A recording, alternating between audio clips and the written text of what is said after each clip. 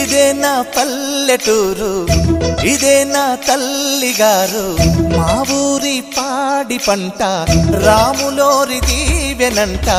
తల్లి గోదావరి నీళ్ళు కడిగ సీతమ్మ పాదాలు, ఊరంతా హాయ్ హాయ్ హాయ్, మనసంతా హాయ్ హాయ్ హాయ్.